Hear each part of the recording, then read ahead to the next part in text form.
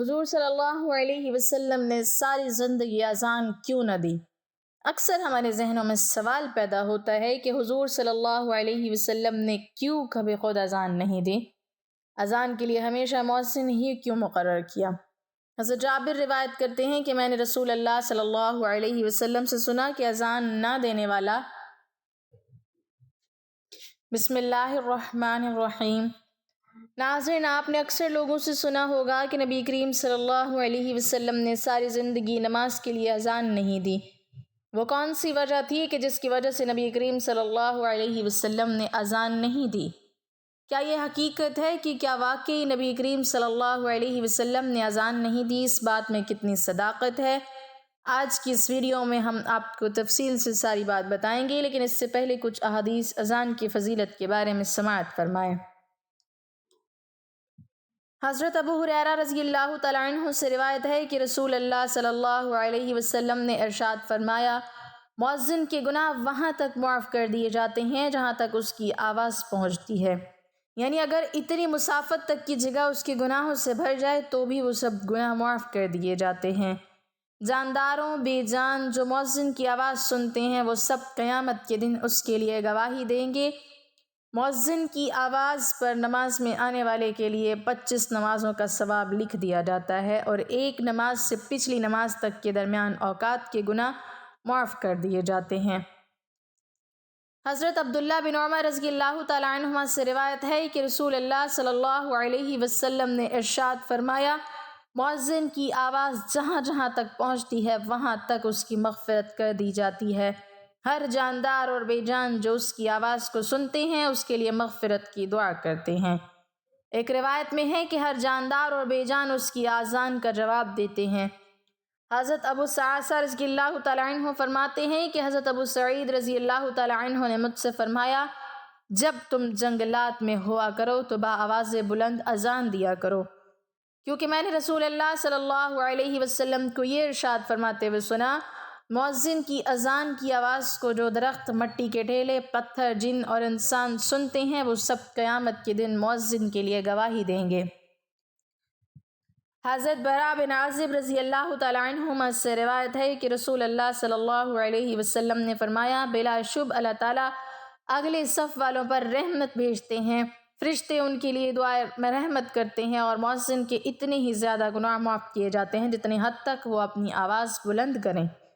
جو جاندار بے جان اس کی آواز کو سنتے ہیں اس کی تصدیق کرتے ہیں، اور مؤذن کو ان تمام نمازیوں کے برابر اجر ملتا ہے جنہوں نے اس کے ساتھ نماز پڑھی۔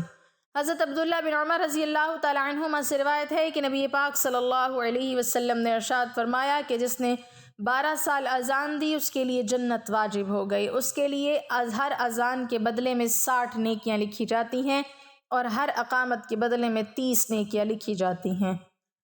حضرت عبداللہ بن عمر رضی اللہ تعالیٰ عنہما سے روایت ہے کہ رسول اللہ صلی اللہ علیہ وسلم نے ارشاد فرمایا، 3 شخص ایسے ہیں کہ جن کو قیامت کے دن سخت گھبراہٹ کا خوف نہ ہوگا، ان کو حساب و کتاب دینا پڑے گا جب تک مخلوق اپنے حساب و کتاب سے فارغ ہو وہ مشک کے ٹیلوں پر تفریح کرے گا۔ ایک اور شخص جس نے اللہ تعالیٰ کی رضا کے لیے قرآن شریف پڑھا اور اس کے لیے امامت کی کہ مقتدی اس پر راضی رہے، اور دوسرا وہ شخص جو اللہ تعالیٰ کی رضا کے لیے لوگوں کو نماز کے لیے بلاتا ہو، اور تیسرا وہ شخص جو اپنے رب سے بھی اچھا معاملہ کرے اور اپنے محتاطوں سے بھی اچھا معاملہ رکھے۔ حضرت جابر رضی اللہ تعالیٰ عنہ فرماتے ہیں کہ میں نے رسول اللہ صلی اللہ علیہ وسلم کو یہ ارشاد فرماتے ہوئے سنا، شیطان جب نماز کے لیے اذان سنتا ہے تو مقام روحہ تک دور چلا جاتا ہے۔ حضرت سلیمان کہتے ہیں کہ میں نے حضرت جابر رضی اللہ تعالیٰ عنہ سے مقام روحہ کے بارے میں پوچھا تو انہوں نے فرمایا کہ یہ مدینہ سے 36 میل دور ہے۔ حضرت ابو ہریرہ رضی اللہ تعالیٰ عنہ سے روایت ہے کہ نبی کریم صلی اللہ علیہ وسلم نے ارشاد فرمایا، جب نماز کے لیے اذان دی جاتی ہے تو شیطان بلند آواز سے ہوا خارج کرتا ہے، پیٹ پھیر کر بھاگ جاتا ہے تاکہ آواز نہ سنی جائے، پھر جب اذان ختم ہو جاتی ہے تو واپس آ جاتا ہے، جب اقامت کہی جاتی ہے تو پھر بھاگ جاتا ہے، اور اقامت پوری ہونے کے بعد پھر واپس آ جاتا ہے تاکہ نمازی کے دل میں وسوسہ ڈالے چنانچہ نمازی سے کہتا ہے کہ یا یہ بات یاد رکھ اور یہ بات یاد کر، اسے ایسی ایسی باتیں یاد دلاتا ہے جو باتیں نمازی کو نماز سے پہلے یاد نہ تھی، یہاں تک کہ نمازی کو یہ بھی خیال نہیں رہتا کہ کتنی رکعتیں ہوئی ہیں۔ حضرت ابو ہریرہ رضی اللہ تعالیٰ عنہ سے روایت ہے کہ رسول اللہ صلی اللہ علیہ وسلم نے ارشاد فرمایا، اگر لوگوں کو اذان اور پہلی صف کا ثواب معلوم ہو جائے اور انہیں اذان اور پہلی صف قرآن اندازی کے حاصل نہ ہوتی تو وہ قرآن اندازی ضرور کرتے۔ حضرت ابو ہریرہ رضی اللہ تعالیٰ عنہ سے روایت ہے کہ وہ رسول اللہ صلی اللہ علیہ وسلم کے ساتھ تھے۔ حضرت بلال رضی اللہ تعالیٰ عنہ اذان دینے کے لیے کھڑے ہوئے، جب اذان دے چکے تو رسول اللہ صلی اللہ علیہ وسلم نے ارشاد فرمایا، جو شخص یقین کے ساتھ ان جیسے کلمات کہے جو مؤذن نے اذان میں کہے وہ جنت میں داخل ہوگا۔ حضرت عبداللہ بن عمر رضی اللہ تعالیٰ عنہ سے روایت ہے کہ فرماتے ہیں، ایک شخص نے عرض کیا، یا رسول اللہ صلی اللہ علیہ وسلم، اذان کہنے والا ہم سے اجر و ثواب میں بڑھے ہوئے ہیں، کیا کوئی ایسا عمل ہے جو ہمیں بھی اذان دینے والی فضیلت مل جائے؟ رسول اللہ صلی اللہ علیہ وسلم نے ارشاد فرمایا، وہی کلمات کہا کرو جو مؤذن کہتے ہیں، پھر جب تم اذان کا جواب دے چکو تو دعا مانگو، جو دعا مانگو گے وہ دیا جائے گا۔ ناظرین، آخر میں ہم آپ کو بتاتے چلیں کہ آیا واقعی نبی کریم صلی اللہ علیہ وسلم نے ساری زندگی اذان نہیں دی؟ اس کی کیا وجہ ہے؟ آئیں سماعت فرمائیں۔ واضح رہے کہ آپ صلی اللہ علیہ وسلم سے نفس اذان تو قطعی طور پر ثابت ہے، اس میں کسی کا کوئی اختلاف نہیں، اس لیے کہ سنن ابو داؤد اور ماجہ ترمذی میں روایت ہے کہ حضرت حسن رضی اللہ تعالیٰ عنہ کے ولادت کے وقت نبی کریم صلی اللہ علیہ وسلم نے ان کے کان میں اذان دی۔ باقی آپ صلی اللہ علیہ وسلم سے نماز کے لیے اذان دینا ثابت ہے یا نہیں، اس بارے میں شروع ہی سے ائمہ محدثین میں اختلاف چلا آ رہا ہے۔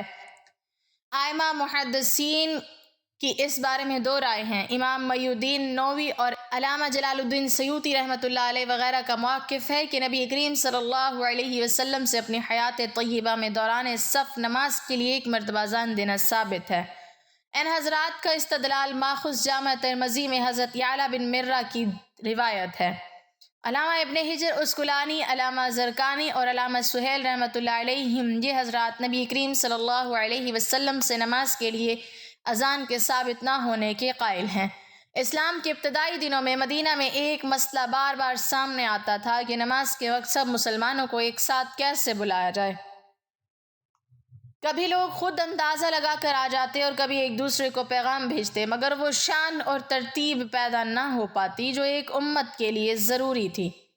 ایک دن صحابہ نے مشورہ کیا کہ نماز کے اعلان کا کیا طریقہ ہو۔ کسی نے کہا آگ جلا کر اشارہ دیا جائے، مگر یہودی ایسا کرتے تھے۔ کسی نے کہا ناقوس بجایا جائے، مگر یہ عیسائیوں کی علامت تھی۔ کسی نے کہا سینگ پھونکا جائے، مگر یہ مشرکین کا طریقہ تھا۔ رسول اللہ صلی اللہ علیہ وسلم خاموشی سے سب کی باتیں سنتے رہے اور دل میں چاہتے تھے کہ اعلان ایسا ہو جو صرف مسلمانوں کا ہو، پاکیزہ بھی ہو اور توحید کی خوشبو بھی رکھتا ہو۔ اسی رات حضرت عبداللہ بن زید رضی اللہ تعالیٰ عنہ نے ایک عجیب خواب دیکھا کہ ایک نورانی شخص ہاتھ میں ناقوس لیے کھڑا ہے۔ انہوں نے پوچھا یہ بیچو گے؟ تو اس نے کہا کیوں؟ عبداللہ بن زید نے کہا کہ ہم نماز کے وقت لوگوں کو بلانے کے لیے اسے استعمال کریں گے۔ اس نورانی شخص نے کہا کیا میں تمہیں اس سے بہتر چیز نہ بتاؤں؟ پھر اس نے آسمان کی طرف چہرہ اٹھایا اور وہ کلمات پڑھنے لگا جو دلوں کو ہلا دیتے ہیں۔ اللہ اکبر، اللہ اکبر، اشہد ان لا الہ الا اللہ، اشہد ان لا الہ الا اللہ، اشہد ان محمد رسول اللہ، اشہد ان محمد رسول اللہ، حی علی الصلاة، حی علی الصلاة، حی علی الفلاح، حی علی الفلاح، اللہ اکبر، اللہ اکبر، لا الہ الا اللہ۔ حضرت عبداللہ بن زید یہ کلمات سنتے رہے اور پھر گھبرا کر نیند سے جاگے اور صبح ہوتے ہی حضور صلی اللہ علیہ وسلم کی خدمت میں حاضر ہو گئے۔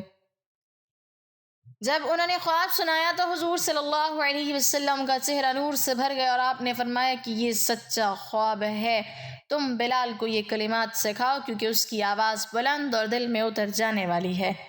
حضرت بلال کو بلایا گیا۔ جب وہ پہلی بار مسجد نبوی کی بلند جگہ پر کھڑے ہوئے اور اذان کے الفاظ ادا کیے تو مدینہ کی فضاؤں میں ایسا سکوت ٹوٹا کہ گھروں کے دروازے کھلنے لگے۔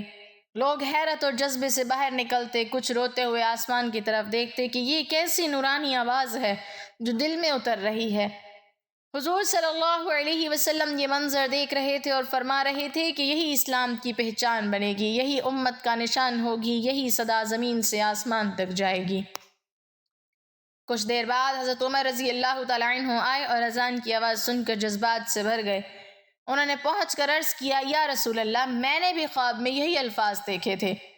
حضور صلی اللہ علیہ وسلم نے مسکرا کر فرمایا، اللہ نے تم دونوں کے خوابوں کو ایک کر دیا تاکہ اذان دین کی وہ صدا بنے جو ہمیشہ آسمانوں کی طرف اٹھتی رہے۔ اور یوں اسی دن اسی مدینہ میں مسجد نبوی کی فضا میں اذان کی ابتدا ہوئی اور قیامت تک ہر بستی کا آسمان اسی اعلان سے گونجتا رہے گا کہ اللہ اکبر، اللہ سب سے بڑا ہے۔ حضور نبی کریم صلی اللہ علیہ وسلم نے اپنی پوری زندگی میں کبھی اذان نہیں دی، یہ شرف آپ نے اپنی امت کے افراد کو عطا فرمایا اور سب سے پہلے حضرت بلال حبشی رضی اللہ تعالی عنہ کو مؤذن مقرر کیا۔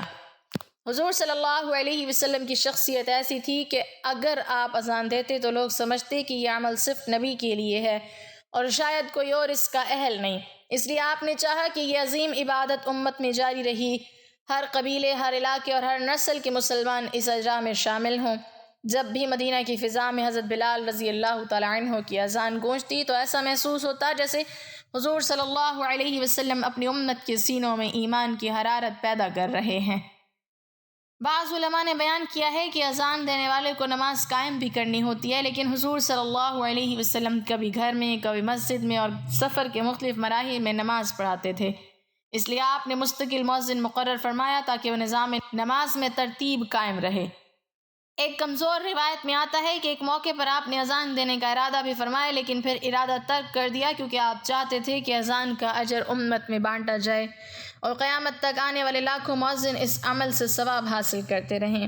اس لیے صحابہ میں سے حضرت بلال اور حضرت عبداللہ بن ام مکتوم رضی اللہ تعالیٰ عنہ فجر کی اذان دیتے تھے اور کبھی کبھار دوسرے صحابہ کو بھی اس شرف سے نوازا جاتا، مگر رسول اللہ صلی اللہ علیہ وسلم نے کبھی اذان نہیں دی کیونکہ آپ چاہتے تھے کہ یہ آواز امت کی آواز بنے، صرف نبی کی نہیں، تاکہ دین کی بلندی سب کے حصے میں آئے۔ اذان کے بارے میں ایک اور نہایت دل دہلا دینے والا واقعہ یہ بھی ملتا ہے کہ رسول اللہ صلی اللہ علیہ وسلم کے زمانے میں جب بھی حضرت بلال رضی اللہ تعالی عنہ کی اذان مدینہ کی فضا میں بلند ہوتی تو ایسا محسوس ہوتا جیسے ہر در و دیوار خشوع سے جھک جاتے ہیں۔ مگر وہ دن آیا جب حضور صلی اللہ علیہ وسلم دنیا سے رخصت ہو گئے اور مدینہ کی فضا جیسے خاموش ہو گئی۔ حضرت بلال اذان دینے کے لیے کھڑے ہوئے لیکن جیسے ہی ان کی زبان سے اشہد ان محمد رسول اللہ کے الفاظ نکلے تو ان کی آواز کانپ گئی، آنکھوں سے بہتے ہوئے آنسو آواز کو روکنے لگے اور وہ الفاظ ادھورے رہ گئے۔ وہ روتے ہوئے بیٹھ گئے اور کہنے لگے کہ بلال کی ہمت نہیں کہ وہ ان الفاظ کو اپنے محبوب کے بغیر ادا کرے۔ اس دن پورے مدینہ نے وہ رونا سنا جو کبھی پہلے نہ سنا تھا، مرد، عورتیں اور بچے سب گھروں سے نکل آئے، ہر چہرہ اشک بار تھا کیونکہ یہ پہلی اذان تھی جس میں حضور صلی اللہ علیہ وسلم دنیا میں موجود نہ تھے۔ اس کے بعد حضرت بلال رضی اللہ تعالیٰ عنہ نے مدینہ چھوڑنے کی اجازت مانگی کیونکہ ہر اذان انہیں حضور صلی اللہ علیہ وسلم کی یاد میں بے قرار کر دیتی تھی۔ وہ شام چلے گئے اور وہاں جہاد میں حصہ لیتے رہے، لیکن مدینہ اور اذان کی یاد ان کے دل میں ہمیشہ ایک ٹمٹماتی ہوئی روشنی بنی رہی۔ کئی سال گزر گئے، پھر ایک دن حضرت عمر رضی اللہ تعالیٰ عنہ شام گئے تو بلال سے ملے اور فرمایا کہ بلال ایک بار پھر اذان دے دو تاکہ وہی صدا سن کر دلوں کی پیاس بجھ جائے۔ بلال نے کہا کہ حضور کے بعد وہ اذان نہیں دے سکتے، مگر محبت بھرے اصرار پر آخر کار وہ راضی ہو گئے۔ جب وہ کھڑے ہو کر اذان کے پہلے الفاظ اللہ اکبر کہہ رہے تھے تو شام کی سرزمین پر ایک عجیب سی کپ کپی طاری ہو گئی، لوگ گھروں سے نکل آئے، صحابہ کے قدم لرزنے لگے اور جب وہ اشہد ان محمد رسول اللہ تک پہنچے تو ہر طرف سسکیوں کی آواز گونج اٹھی۔ بڑے بڑے بہادر صحابہ جو کبھی جنگوں میں نہ روئے تھے وہ بھی پھوٹ پھوٹ کر رونے لگے کیونکہ انہیں یوں لگا جیسے مدینہ کی وہ مبارک گھڑیاں واپس آ گئی ہوں اور حضور صلی اللہ علیہ وسلم ابھی مسجد میں تشریف لانے والے ہوں۔ یہ اذان بلال کی زندگی کی آخری اذان تھی، اس کے بعد انہوں نے بھی کبھی اذان نہیں دی کیونکہ ہر لفظ میں انہیں اپنے محبوب نبی کی یاد کی شدت برداشت نہ ہوتی تھی۔ یہ واقعہ بتاتا ہے کہ اذان صرف آواز نہیں بلکہ محبت، ایمان اور وفاداری کی وہ صدا ہے جو سینے میں اتر کر دل کو زندہ کر دیتی ہے۔